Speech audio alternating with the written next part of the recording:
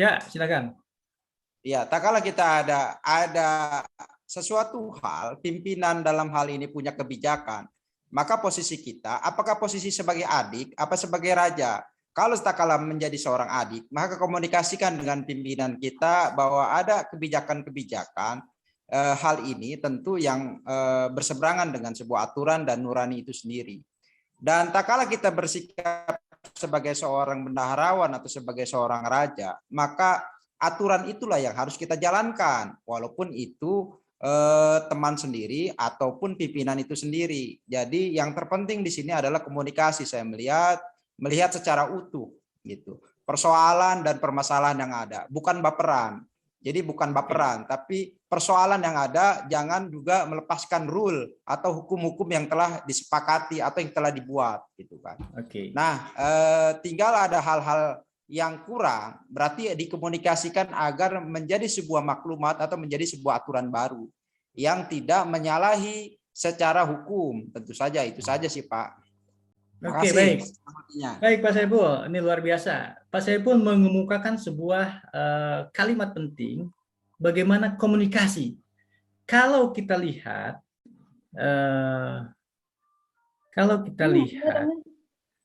apa namanya tadi itu si adik raja dia teguh, ya kita lihat si adik raja teguh tapi lemah. Maka adik raja ini kalau ingin merubah keadaan, maka dia harus memperkuat dirinya. Artinya jangan sampai lemah, maka dia harus melipat gandakan pengaruhnya. Bagaimana agar raja dapat diyakinkan, bukan hanya raja, seluruh penggawanya, penasehatnya dapat diyakinkan oleh dia.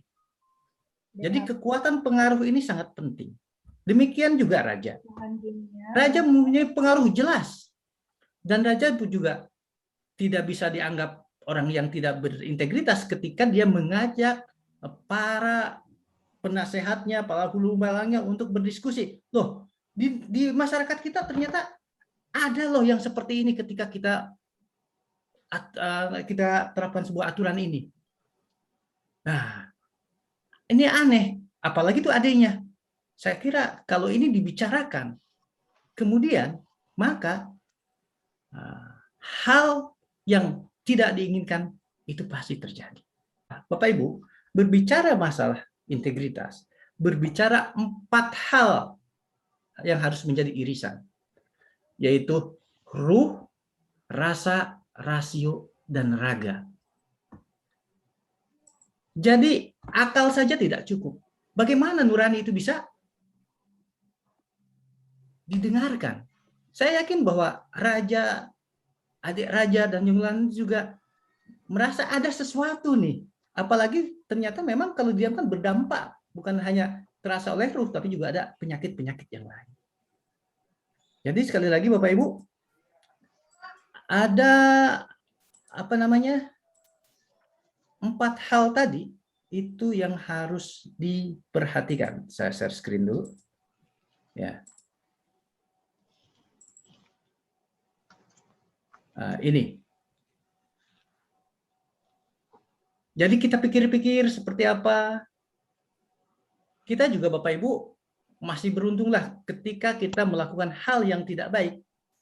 Atau ada hal yang tidak baik, hati kita membisikkan, ini nggak benar nih. Meskipun secara kasat mata tidak terlihat. Beruntunglah orang-orang yang seperti itu. Karena nuraninya masih jalan. Apalagi ini bendahara nih. Pelihara yang seperti itu. Ya. Karena itu yang menjadi alarm kita. Ya. Jadi Bapak Ibu, sekali lagi, jika kita merasa ada sesuatu, maka kita harus pikirkan benar. Jangan-jangan ada sesuatu. Nah, termasuk juga korupsi atau kejahatan yang lain. Tadi itu terjadi, bukan nggak ada orang baik. Tapi orang baik kalah pengaruhnya sama orang yang tidak baik. Maka mau tidak mau, kita juga harus dapat melipat gandakan pengaruhnya. Sekarang saya ingin tanya Bapak Ibu, ya, mana yang paling Bapak Ibu dengar? Orang yang rajin bekerja dan memberikan masukan kepada kita, atau orang yang tidak rajin bekerja memberikan masukan kepada kita? Mana yang paling didengar? Satu, orang yang bekerja. Orang yang rajin bekerja. Pak. Ulangi, Orang Mas. yang rajin bekerja. Oke, ini udah dalam masalah pekerjaan. Terus Ulangi, Pak. orang yang rajin bekerja Orang- tapi tidak bisa mengerjakan tugasnya. Dia bekerja tapi tidak selesai-selesai. Atau orang yang rajin bekerja dan dapat melaksanakan tugasnya, kemudian memberikan masukan. Pilihan mana? Yang pertama apa yang kedua? Kedua ya. Oke. Terus orang yang rajin bekerja dapat menyelesaikan tugasnya, Iya. yang korupsi atau tidak korupsi? Ya. Yang tidak korupsi. Yang tidak Orang yang rajin korupsi. bekerja, Dan tidak korupsi. selesaikan tugasnya, tidak korupsi. Oke, berarti saya akan perlihatkan lagi. Baik, Bapak Ibu. Nah, Bapak Ibu lihat di depan. Ini sebuah rumus bahwa integritas organisasi itu interaksi antara akuntabilitas, kompetensi, etika, dikurangi korupsi. Ini yang Bapak Ibu tadi jelaskan sebenarnya. Jadi orang yang berintegritas di organisasi adalah orang yang mampu untuk melaksanakan tugas-tugasnya, artinya memiliki kompetensi. Kalau misalkan seorang bendahara, berarti dia harus memiliki kompetensi bendaharawan. Kalau tidak, bayangkan, kalau tidak, dia tidak memiliki kompetensi itu, mau tidak mau, dia harus bergantung kepada orang lain. Sebab kalau tidak bergantung kepada orang lain, dia bisa saja melakukan hal yang keliru. Ketika sudah mulai bergantung kepada orang lain, ini timbul bahaya, Bapak Ibu. Maka dari itu, siapapun, kalau dia ingin dapat memiliki prinsip-prinsip, memegang prinsip-prinsip, mau tidak mau dia harus memiliki kompetensi. Ya. Bukan hanya kompetensi saja, ternyata akuntabel. Ya. Demikian juga bendahara. Bendahara juga bukan hanya kompetensi saja, tapi juga harus akuntabel. Apa bedanya antara, nah ini saya pengen tanya lagi, apa bedanya antara akuntabel dan responsibel? Nggak apa-apa. Akuntabel dapat dipercaya. Oke. Pak Sutino tadi? Responsibel itu menanggapi dengan cepat dan tepat. Oke, Pak Sutino tadi akuntabel itu dapat dipercaya, kalau responsibel itu menanggapi dengan cepat. Tadi menurut Pak Sutino tadi akuntabel adalah dapat dipercaya dan responsibel itu menanggapi dengan cepat. Gitu ya Pak Sutino ya? Mungkin hampir sama Pak. Untuk responsibel itu mendapatkan respon dengan cepat, tanggapan gitu. Untuk akuntabelnya dia akuntabel itu transparansi, dapat dipertanggungjawabkan. Bertanggung jawab atau dapat dipertanggungjawabkan? Dapat dipertanggungjawabkan. Oke, dapat dipertanggungjawabkan tambahan dari Bu Rita ini. Oke, Bapak Ibu yang lain, ada yang coba membedakan antara? Silakan. Ya, untuk akuntabel berarti ada sebuah kegiatan yang memang tercatat secara rinci, Pak. Adapun responsible itu artinya kan sebuah tanggung jawab. Maka dari sebuah kegiatan itu ada sebuah riwayat yang tercatat secara akun, secara pencatatan akun yang bisa dibaca oleh siapapun. Orang yang bodoh pun bisa membaca itu, bisa mengerti itu. Nah, dari sebuah itu ada sebuah responsible, ada sebuah tanggung jawab dalam hal kegiatan dari apa yang telah dilakukan. Kurang lebih seperti itu, Pak. Terima kasih. Oke, baik. Baik, Bapak Ibu, jika kita simpulkan apa dari teman-teman kita tadi katakan, betul bahwa responsible merujuk kepada melaksanakan tanggung jawab. Bagaimana dia dapat melaksanakan tanggung jawab? Tambah Pak Tikno tadi, dia tidak menunda-nunda lagi, dia cepat. Nah, betul bahwa Responsible berkaitan dengan bagaimana dia melaksanakan tanggung jawab. Dapat melaksanakan tanggung jawab itu, melaksanakan tugasnya. Sedangkan akuntabel itu dapat mempertanggungjawabkan. Tadi seperti yang dikatakan Pak Saiful, ada hal-hal yang menjadi referensi bahwa dia memang bisa mempertanggungjawabkan. Ada dokumen, ada instrumen-instrumen yang lainnya, sehingga ketika ditanya mana buktinya Anda melaksanakan ini, inilah buktinya. Nah, tadi di cerita awal ada bendahara yang banyak mengeluarkan uang. Kira-kira bendahara itu yang dengan pimpinannya tadi berkomunikasi di awal akuntabel nggak? Tidak, Pak, tidak akuntabel itu. Tidak akuntabel. Meskipun dia mencatat, nah, betul misalkan dia mencatat nih, ada catatannya. Tapi ingat, yang dia keluarkan itu uang siapa? Dokumen apa yang harus dapat menjadi rujukan bahwa uang ini dapat dikeluarkan dan dokumennya dapat dipertanggungjawabkan. Nah, itu menyangkut ke masalah tadi itu ada bukan hanya akuntabel, bukan hanya kompetensi, tapi juga ada satu lagi etika. Balik lagi ya. Balik lagi ya. Oke. Saya balik lagi ke rumus tadi. Bukan hanya akuntabel, kompeten, juga etika. Bagaimana kita membedakan etika dengan moral misalkan? Secara khusus mungkin di sini etika, kalau kita lihat etika bertamu berarti ada hal-hal khusus yang diatur dalam aturan bertamu. Nah, ketika bendahara berarti ada hal-hal khusus yang diatur untuk mengeluarkan maupun menerima uang yang ada. Ya. Jadi kalau dalam organisasi seperti ini bahwa integritas organisasi itu 3 unsur, akuntabilitas, kompetensi, dan etika mesti ada. Dan dikurangi dengan korupsi. Nah, artinya Bapak Ibu, jangan kita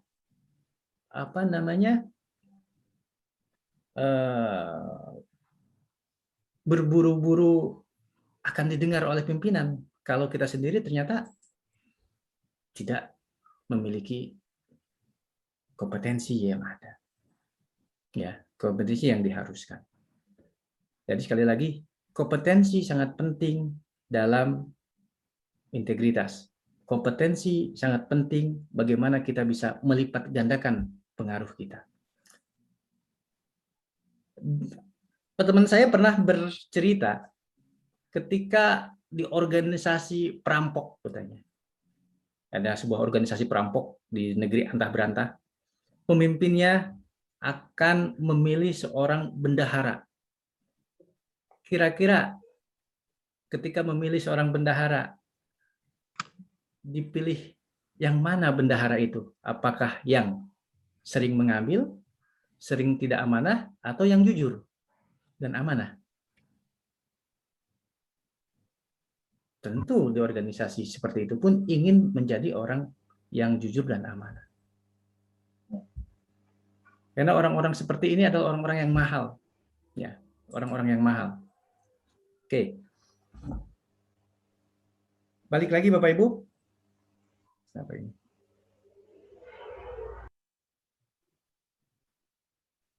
Balik lagi bahwa sekali lagi bahwa kembali bahwa kita mesti menggeser kuadran kita.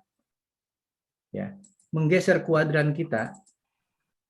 Bagaimana kita tidak menjadi orang yang tersiksa, orang yang mati ataupun sakit. Demikian juga teguh dan lemah. Mau tidak mau, kita seorang bendahara harus memiliki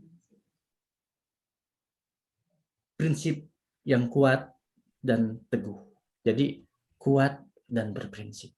Seperti yang dikatakan di awal tadi oleh teman kita, tidak terpengaruh oleh apapun. Jadi sekali lagi, kalau kita ingin bahagia, maka kita harus kuat dan berprinsip. Oke. Ya, maaf Pak, kembali mengenai tadi dua pilihan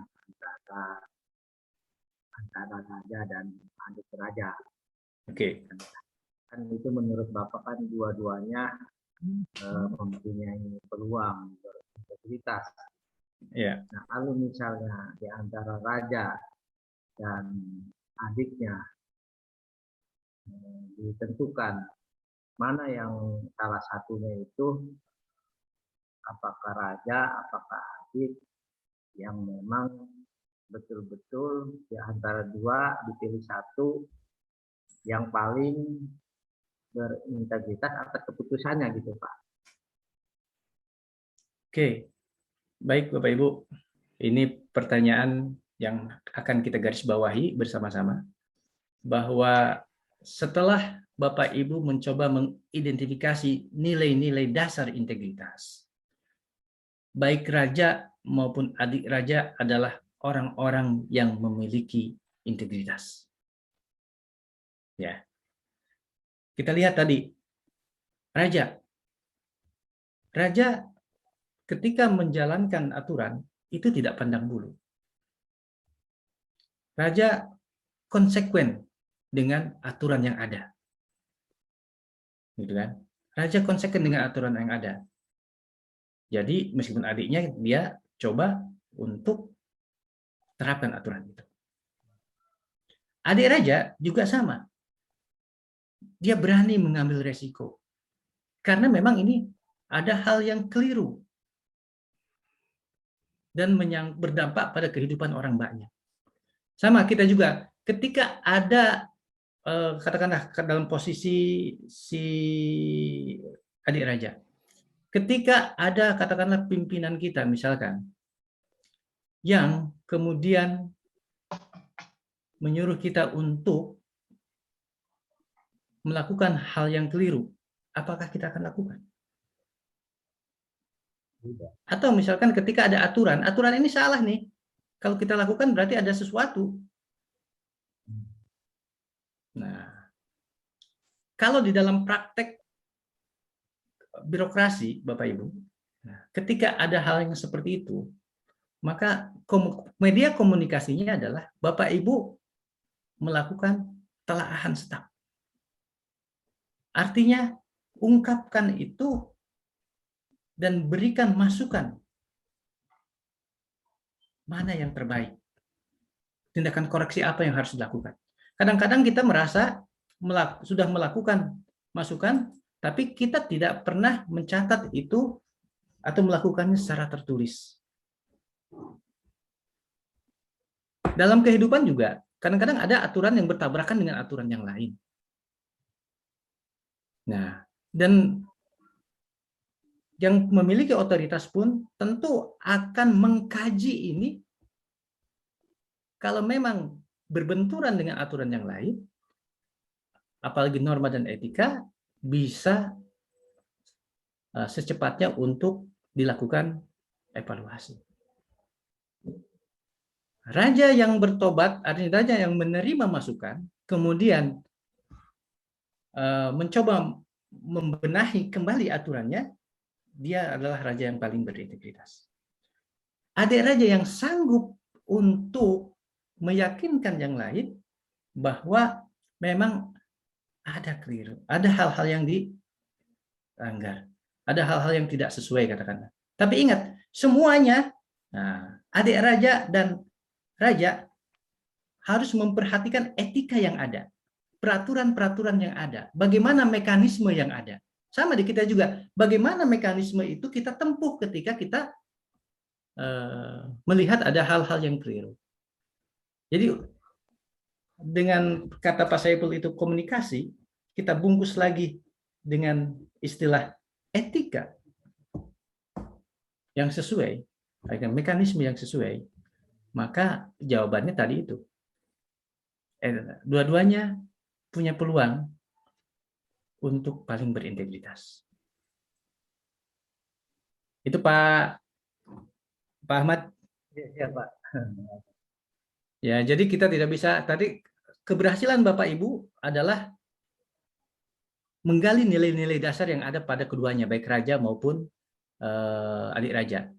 Dan Bapak Ibu juga berhasil mengidentifikasi apa yang harus dilakukan oleh raja maupun adik raja. Karena raja juga tidak sendiri, punya pengawalnya, punya penasehatnya, dan itu bisa diajak untuk bermusyawarah. Ya. Adik raja juga sebenarnya harusnya tidak berperang sendiri, tapi dia bagaimana menggagas ide ini, menyampaikan ide ini, gitu kan, dengan baik. Apalagi misalkan jangan menunggu ada korban yang ada, tapi ketika aturan itu dibuat dan belum dijalankan, baru dibuat dan diumumkan, dan ada sesuatu, maka jangan kalah waktu.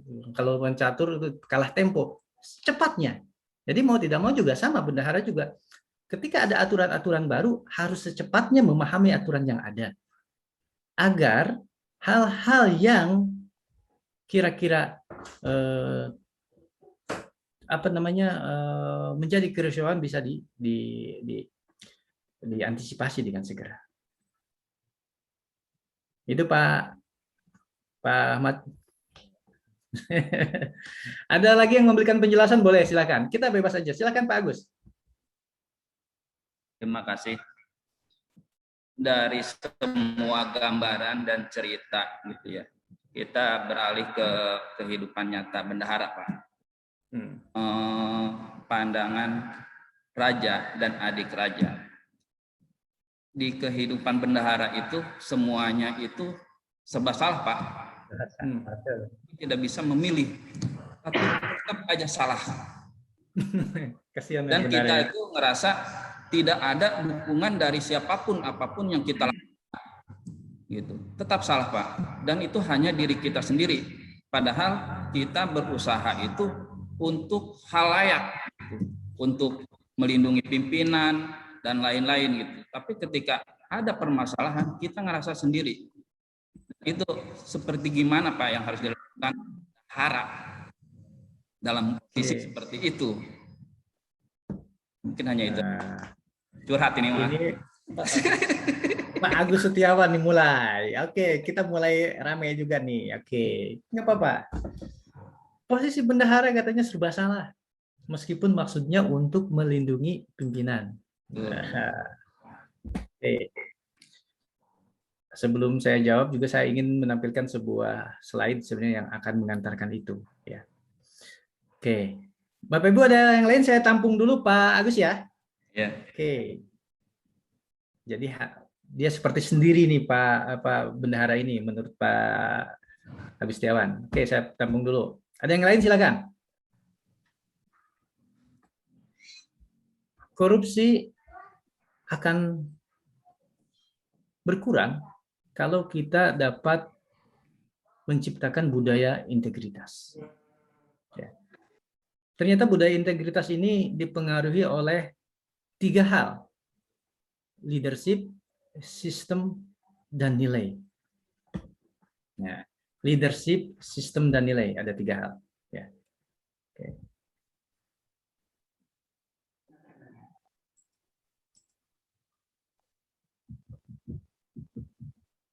Jadi leadership, kepemimpinan, sistem, dan nilai. Kita akan bahas satu-satu. Tadi seperti Pak Agus tadi katakan, kita ingin melindungi pimpinan sebenarnya, tapi kok kita terpojok, jadi kita kok seperti salah. Oke. Saya akan mulai bahas dari leadership dulu. Katakanlah korupsi itu akan hilang di kita, akan ditekan, mudah ditekan oleh kita apabila mulai dari pimpinan sebenarnya. Saya akan contohkan misalkan sabuk. Ya. Tenang. Ini sabuk. Kalau tegak itu kepalanya di atas, buntutnya di bawah. Sabuk ini bisa tegak jika kita pegang apanya, tengahnya, bawahnya, atau atasnya? Atas. Atasnya. Oke. Pegang kepalanya. Atasnya ya. Jadi sabuk ini kalau kita pegang atasnya, bawahnya juga ikut. Artinya kalau pimpinannya menghendaki bendahara, semua pegawai itu bekerja dengan penuh integritas, akan mudah. Betul kan? Ya kan? Oke. Saya pernah ditanya, bisa nggak kita mulai dari bawah? Wahyu ini gimana? Tahap dari bawah. Bisa nggak? Bisa tegak nggak kalau dipegang dari bawah? Iya, bertahap ke atas. Jadi dari bawah dulu ke atas gitu loh. Sendiri? Langsung aja bertahap. Jadi dari bawah ke, berarti dari bendahara, istilahnya kalau dari kita tuh ya bendahara ke subak keuangannya, terus ini gitu bertahap gitu bisa mungkin. Ya. Bertahap. Terus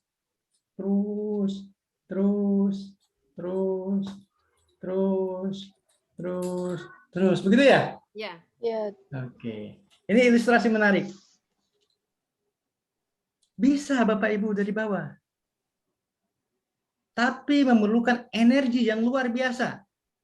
Di samping waktu, melelahkan. ya. Pertama waktu. Kedua, kalau Bapak Ibu sendiri capek. Bisa jadi kelelahan, bisa jadi mati di jalan. Ya kan? Bisa dari bawah. Tapi bagaimana Bapak Ibu bisa meyakinkan yang lain untuk berpartisipasi? Katakanlah, ayo Bapak Ibu, maju ke depan. Kita satu-satu pegang. Kalau semua gotong royong memegang, meskipun satu kali, itu bisa semua tegak. Nah, dari filosofi ini, memang betul, kalau pimpinan yang memulai, ketika ada political will dari pimpinan, semua akan tampak mudah berjalan. Meskipun ada 1, 2, 3 lah yang nyeleweng, tapi karena pimpinan punya ketegasan, pasti hal seperti itu juga dapat hukuman yang setimpal. Tapi dari bawah juga bisa. Artinya kalau kita menunggu pimpinan saja, sampai kapan? Nah, tapi juga di sana ingat bahwa leadership, kepemimpinan. Nah, jadi apalagi ada istilah prophetic leadership, nanti kita bahas.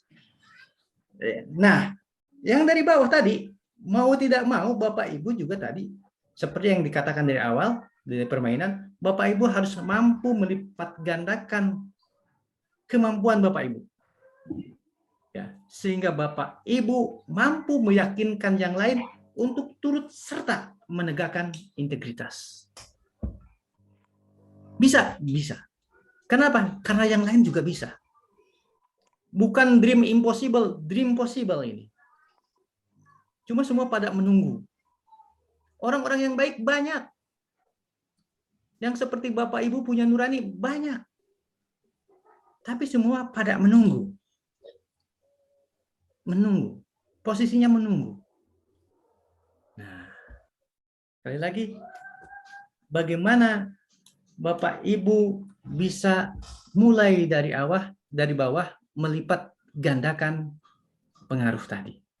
Nah, jadi kita lihat di sini ada bagaimana kita membuat sistem juga lumayan agak lama, tapi tidak jadi masalah. Nah, justru kita akan mulai dari bawah yang ketiga ini, nilai-nilai yang tadi bagaimana agar tegak. Sambil, nah, Bapak Ibu juga, saya yakin sudah mendengar pemerintah daerah kita sudah melakukan banyak upaya bagaimana SKPD menjadi lingkungan yang berintegritas, zona integritas, wilayah birokrasi bersih dan melayani. Nah, sambil itu didorong dari atas, bagaimana sekarang kita mengembangkan nilai-nilai itu dari bawah. Nilai-nilai yang mana? Nilai-nilai yang tadi yang Bapak Ibu identifikasi itu bisa dapat terlihat, bukan hanya terlihat, tapi juga hidup di lingkungan Bapak Ibu. Seperti apa? Oke, seperti apa nanti kita bisa pelajari bersama-sama. Nah, jadi kenapa banyak orang lain itu katakanlah tidak menganggap kita penting, misalkan ketika kita melakukan upaya-upaya pengamanan misalkan. Karena mungkin mereka kurang diyakinkan akan akibat yang ada, akan risiko yang ada, atau masa bodoh dengan yang ada, dan kita juga abai terhadap catatan-catatan yang harusnya kita tulis.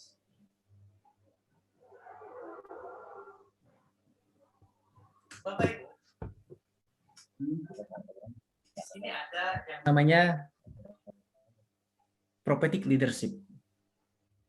Yang seperti apa sih prophetic leadership? Gitu kan pertanyaannya, supaya nanti kita nyambung. Di samping juga sistem kita akan bahas. Oke, prophetic leadership. Nih. Jadi prophetic leadership itu penyelarasan visi ya, periodik dengan visi besar dan juga nilai-nilai universal. Artinya begini, bahwa ada macam jenis-jenis kepemimpinan. Di sini kita lihat ada rejim, ada autopilot, ada cloning, dan juga prophetic leadership. Kalau rejim, kita lihat ya. Rejim ini kekuasaan yang sangat tinggi dari pemegang kekuasaan sehingga kaderisasinya tidak ada, hampir tidak ada. Karena dia selalu memaksakan kebijakannya atau keputusannya dan tidak menerima yang lain, misalnya seperti itu. Kalau autopilot berjalan apa adanya, gimana nanti sajalah. Ada kepemimpinan seperti itu, ya, kepemimpinan yang udah tanpa perencanaan, tanpa kaderisasi, dua yang depan aja. Ada yang cloning, cloning ini kaderisasi ada, cloning, tapi di sisi lain tidak berkembang ide-ide kreatif segala macam, ya. Nah, kalau prophetic leadership itu ada penyelarasan, ada kaderisasi, ya.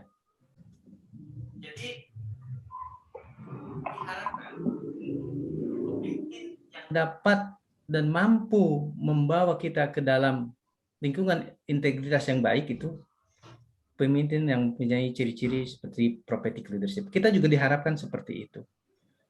Dan kalau kita secara etimologi, ya, prophetic, ya, prophet.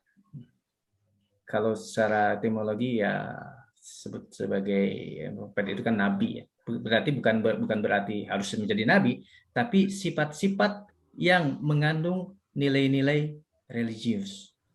Jadi bukan hanya takut kepada sistem, tapi takut kepada hal yang memang tidak dibolehkan secara norma. Jadi sekali lagi bahwa prophetic leadership ini sangat diinginkan oleh kita semua dan diharapkan juga Bapak Ibu dalam wilayah yang sesuai dengan kewenangan Ibu menjadi pemimpin yang memiliki sifat-sifat prophetic leadership. Sekali lagi, yang dimaksud leadership di sini bukan hanya pemimpin, tapi sifat-sifat yang memiliki kepemimpinan. Jadi sekali lagi bahwa ada 3 hal agar korupsi itu hilang. Pertama integritas, kedua sistem, dan keempat adalah nilai. Yang paling mudah bagi kita adalah bagaimana membudidayakan nilai-nilai ini. Oke, sampai saat ini Bapak Ibu kira-kira dapat menangkap nggak apa yang saya sampaikan?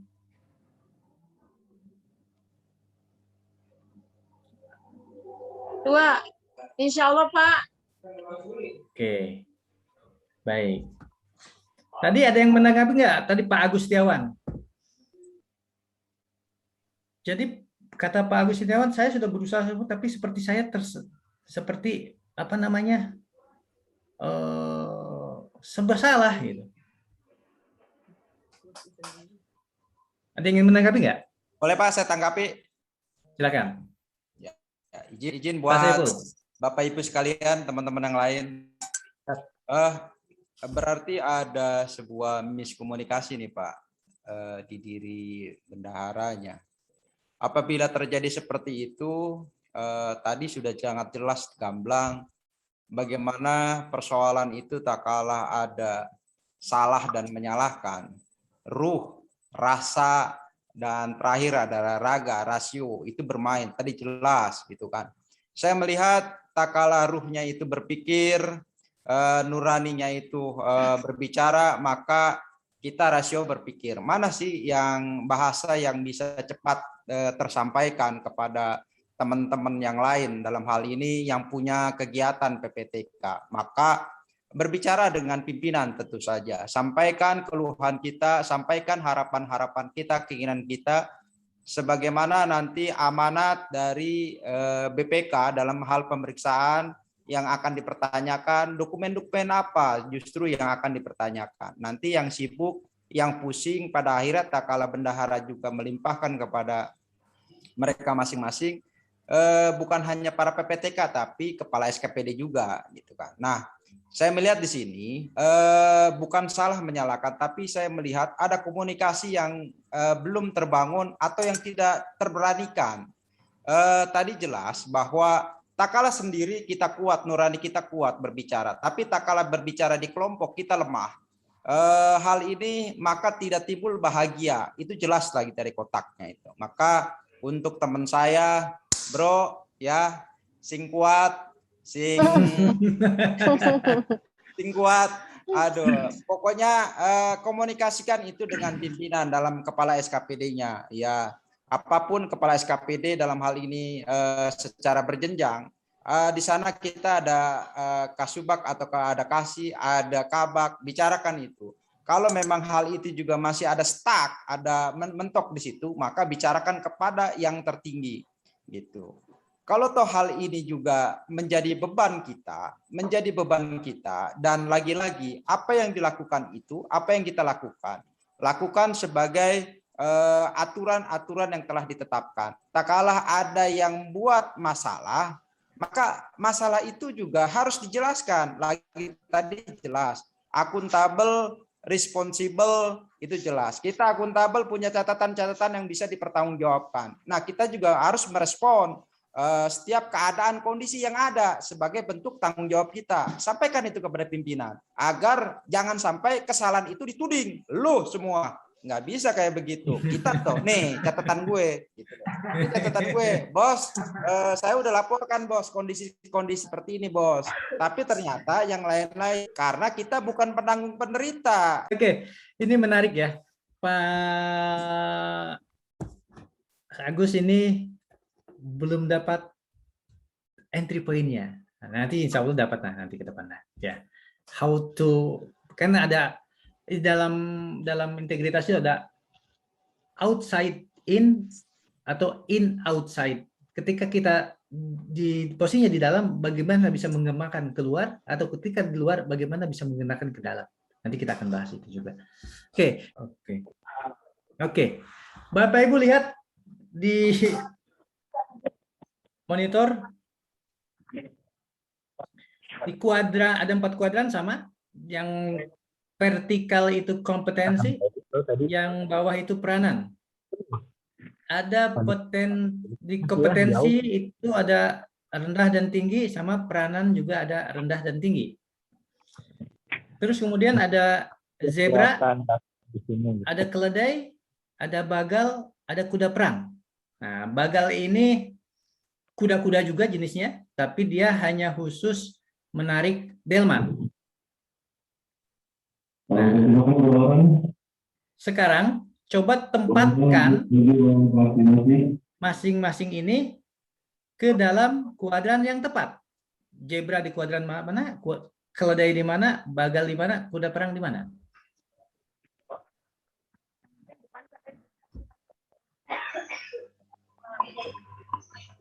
Silakan.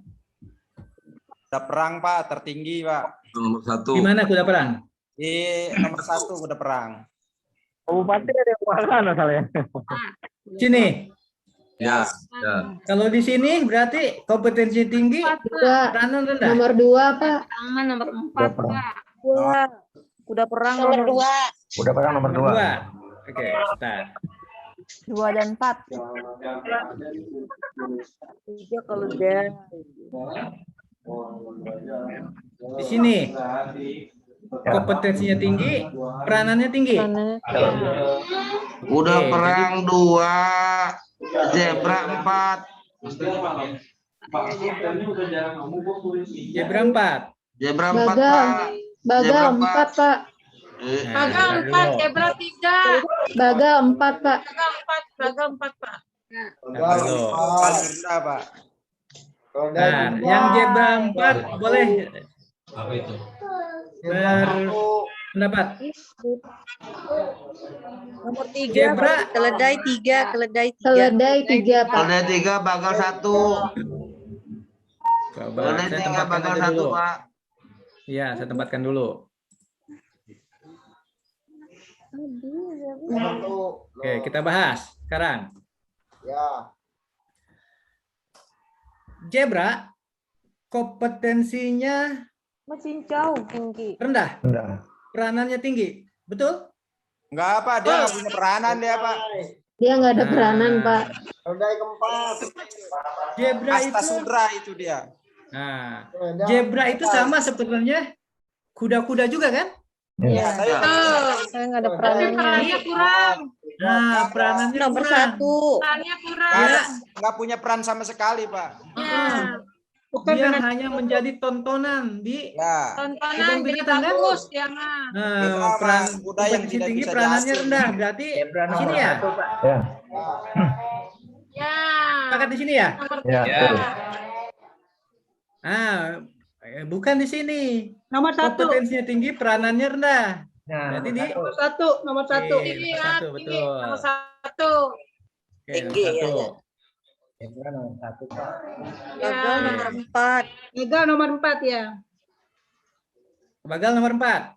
Ya.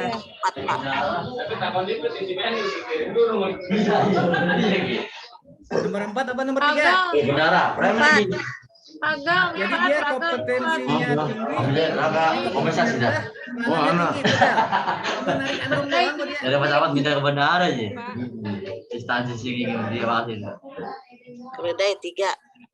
Keledai 3 ya. Keledai 3. Pokoknya paling Potensinya tinggi rendah. kuda perang. Kudanya tinggi dia. Kompetensi rendah, peranan rendah. Nah, ini ketukar kayaknya nih. Keledai.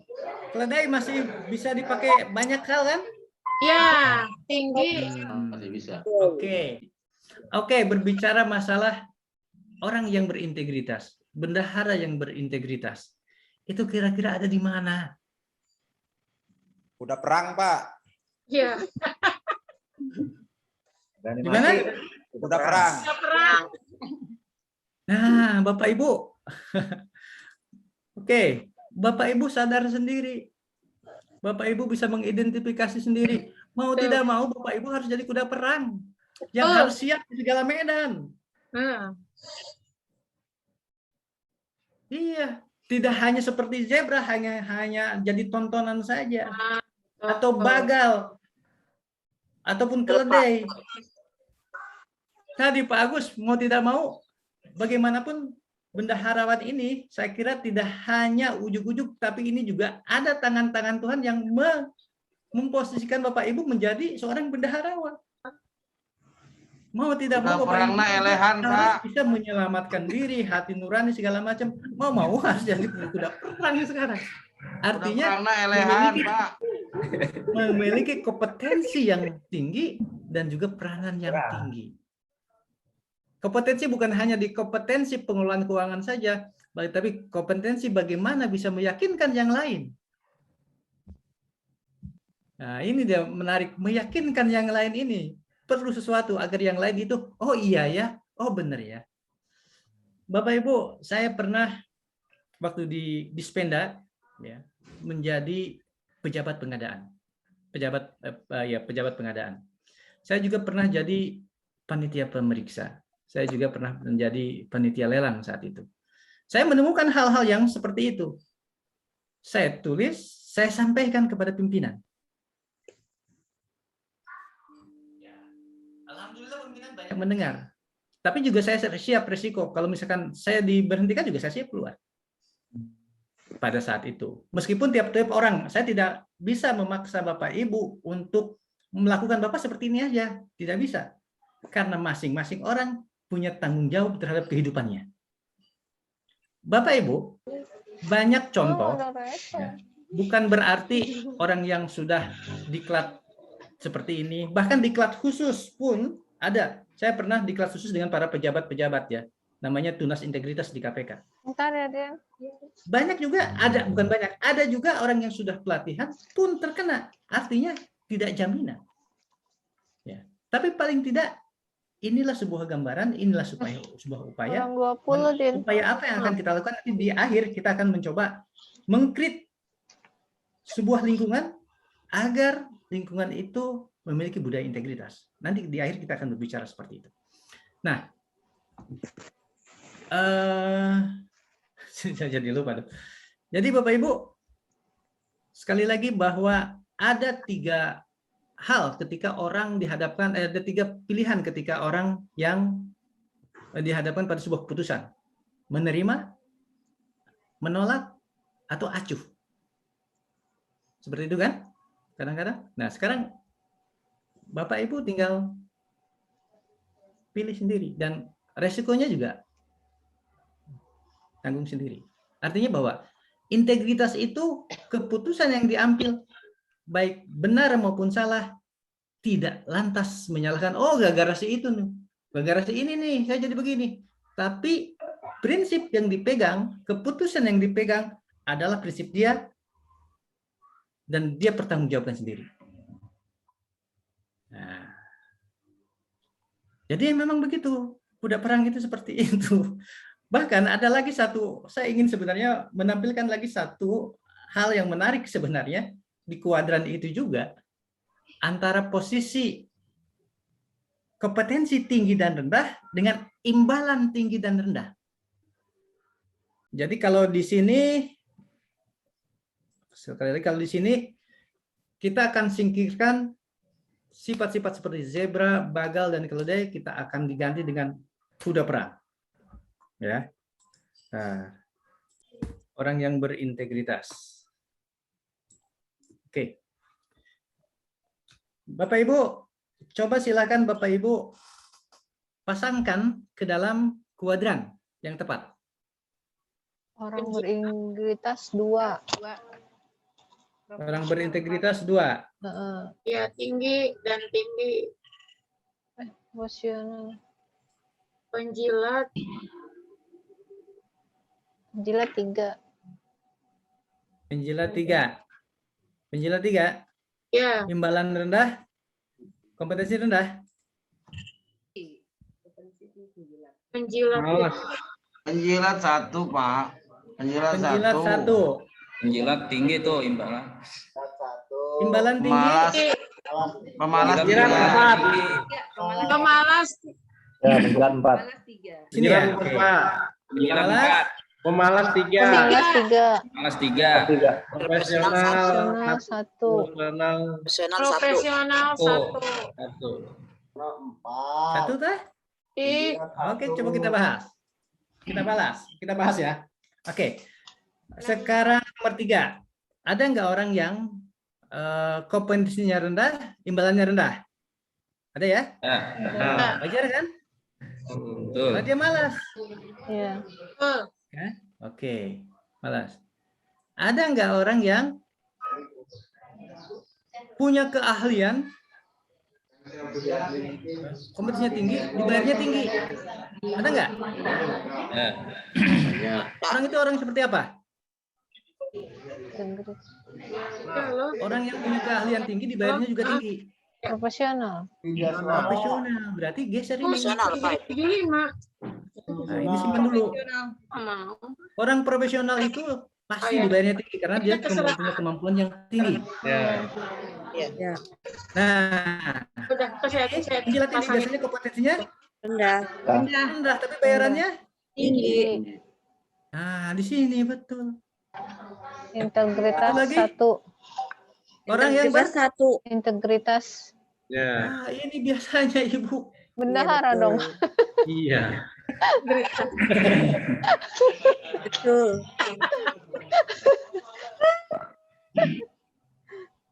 Lagi. Bendahara yang berintegritas itu biasanya kompetensinya tinggi. Tapi imbalannya kadang-kadang rendah. Padahal dia banyak sekali pekerjaan yang harus dia Banyak selesaikan. banget, Pak. Tapi imbalannya tidak sebanding. Jadi pembahasan nasional sebenarnya Bapak Ibu. Jadi orang-orang yang seperti ini, bendahara yang seperti ini sudah menjadi pembahasan internasional. Termasuk saya ketika berbicara dengan kolaborasi integritas nasional juga membicarakan hal-hal yang seperti ini. Artinya kita harus menggeser kuadran untuk orang-orang yang berintegritas ini. Orang yang berintegritas ini harus digeser ke arah sini, bukan jadi objek penderita. Nomor 2. Harus digeser. Makanya sekarang sedang digarap juga bagaimana orang-orang yang berintegritas dan orang-orang yang memikirkan orang-orang berintegritas itu berbicara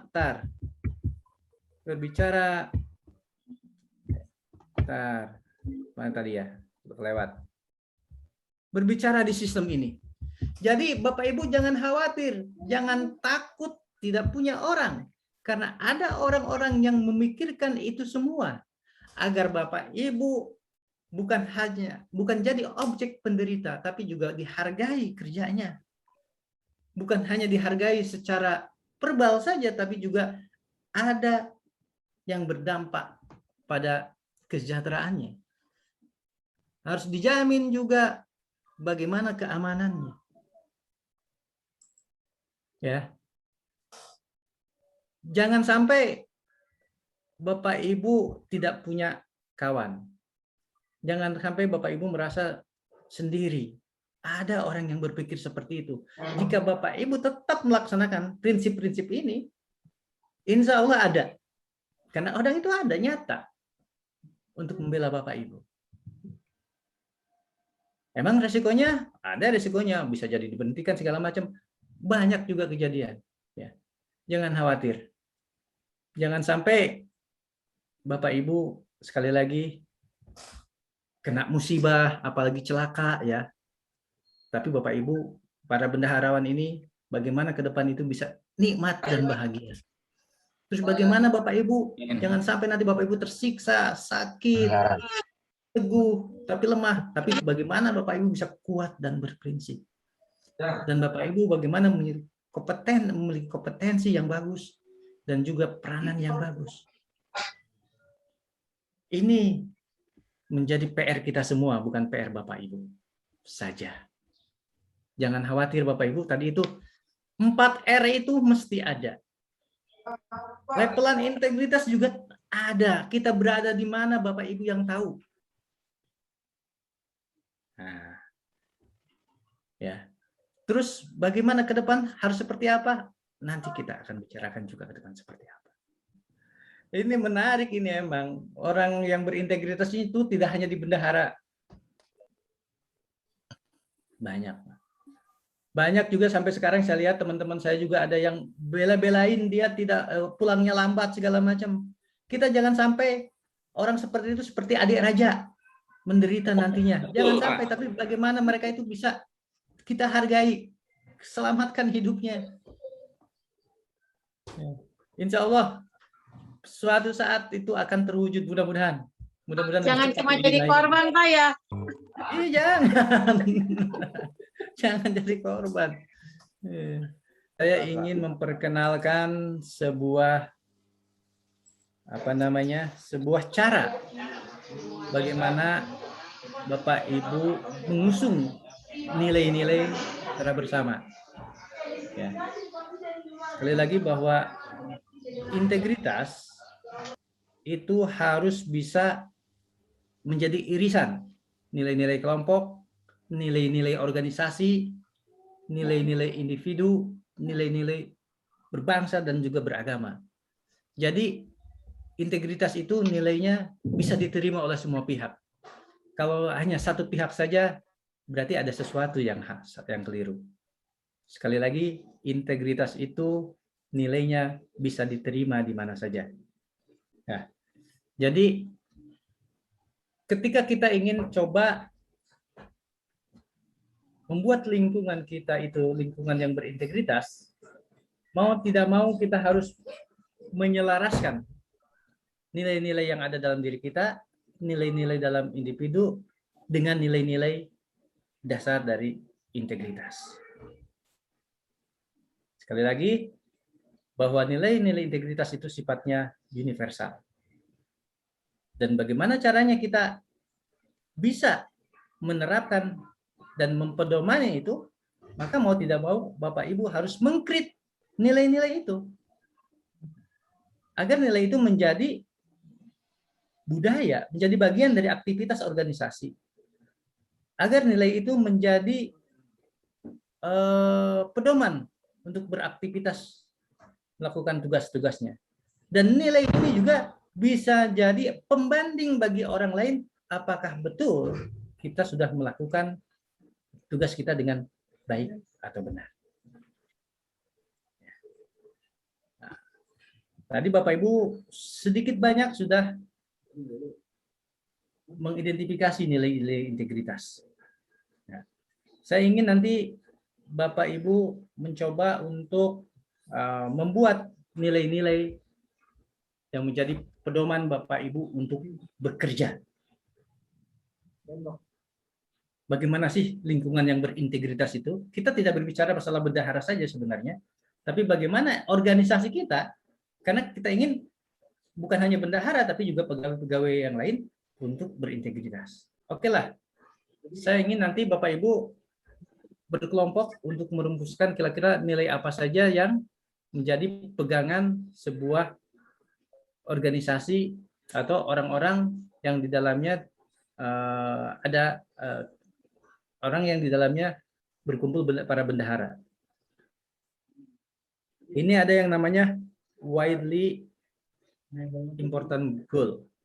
Jadi ini sebuah metode yang digunakan orang untuk merumuskan nilai-nilai organisasi secara bersama-sama agar nilai ini bisa menjadi panduan semua. Supaya tadi seperti Pak Agus, kita disalahkan. Kita hanya sendiri yang salah, yang lain kok enggak. Pimpinan kok enggak. Tapi kalau nilai ini sudah ada, maka yang lain juga harus patuh terhadap nilai ini. Nah, seperti namanya widely important goal ini bersumber dari semua pikiran-pikiran yang ada, makanya disebut liar gitu kan. Nanti kita tangkap hal-hal yang pentingnya. Bapak Ibu pernah mendengar atau membaca tentang nilai-nilai yang dianut oleh sebuah organisasi? Oh, organisasi anu nilainya ini menjadi slogan, menjadi ada nggak? Bisa berikan contoh nggak? Ada yang bisa memberikan contoh nggak nilai organisasi? Nilai-nilai yang dianut oleh organisasi. Tertulis, kemudian dipedomani oleh yang lainnya. Bu Ani? Ya, Pak. Nah, rumah sakit biasanya tuh rumah sakit ada itunya tuh, ada nilai-nilai organisasinya? Kedisiplinan kerja, Pak. Kedisiplinan kerja. Oke. Apalagi? Dapat dipercaya. Dapat dipercaya. Oke, apalagi? Dan bertanggung jawab. Tampil, Pak. Terampil. Prima, Pak. Prima. Profesionalisme. Profesionalisme. Oke. Bapak Ibu pernah mendengar akronim dari sebuah nilai yang dipegang oleh sebuah organisasi? Akronim nilai. Singkatan-singkatan? I love RSUD Balaraja. Integritas. Ya, silakan. Ibu. Kalau di Rumah Sakit Balaraja itu ada akronim I love RSUD Balaraja. I itu integritas, loyalitas. O-nya apa ya? Aduh lupa. Integritas, loyalitas. V-nya visioner. Optimal, Lili. E-nya aduh mohon maaf lupa. Nah, I love RSUD Balaraja pokoknya. oke, ada I love Balaraja. Oke. Iya. Terus apa lagi kira-kira? Ada yang pernah dengar apa? Nggak apa-apa. Yang kabupaten. Integritas, loyalitas. Capil ceria. Optimis. Ceria apa ceria? Visioner. Cermat, inovasi, akuntabel. Nah, cermat, Optimis. cermat, inovasi, akuntabel. Nah, oke, ini akronim. Visioner. Nah, Pak, ada lagi? saya hafal Silakan. sekarang. Saya hafal sekarang. Apa Bu? Integritas, loyalitas, optimis, visioner, excellent. Woi, excellent. Iya. I love RSUD Balaraja. I love RSUD Balaraja. Integritas, Loyalitas, optimis, optimis, visioner, visioner, dan excellent. excellent. Oke. Nah, Bapak Ibu, kadang-kadang kita ingin mencoba seperti itu, kita mulainya dari kata dulu, kadang-kadang. Tapi sebenarnya itu terbalik, keliru. Jadi kalau kita ingin membuat sebuah nilai dan nilai itu dapat diterima oleh semua pihak, baik itu rekan kerja, bawahan kita ataupun atasan kita, maka mau tidak mau mereka harus dilibatkan dalam penyusunan nilai. Pendapatnya diakui, pendapatnya diterima, kemudian juga bagaimana pendapatnya itu dikelola sehingga semua memiliki nilai ini dan punya tanggung jawab untuk melaksanakan nilai ini. Nah, ini PR juga. Ini Pak Agus, bagus juga nih Pak Agus. Karena ini yang harus kita intervensi yang paling mudah dari bawah. Sehingga ketika bola ini kita lempar, ini ditangkap oleh semua pihak dan dapat dijalankan oleh semua pihak. Caranya seperti apa? Saya akan kasih contoh. Kuncinya adalah pertama, ya, semua orang berpendapat dan berargumen. Artinya mengusulkan dan berargumen, mengusulkan ya, mengusulkan dan berargumen. Bapak Ibu, nanti setelah istirahat, Bapak Ibu nanti diminta untuk membuat sebuah nilai-nilai organisasi. Ya. Dibuat juga motonya dan juga yel-yelnya. Ya. Karena kita sekarang ini katakanlah bendahara, maka bagaimana nilai-nilai ini yang cocok untuk para bendaharawan. Nanti kita akan bagi 4 kelompok, ya. Ya. Terus juga bagaimana Bapak Ibu membuat lambangnya dan juga yel-yelnya. Jadi buat nilai, lambang, moto, dan yel-yel.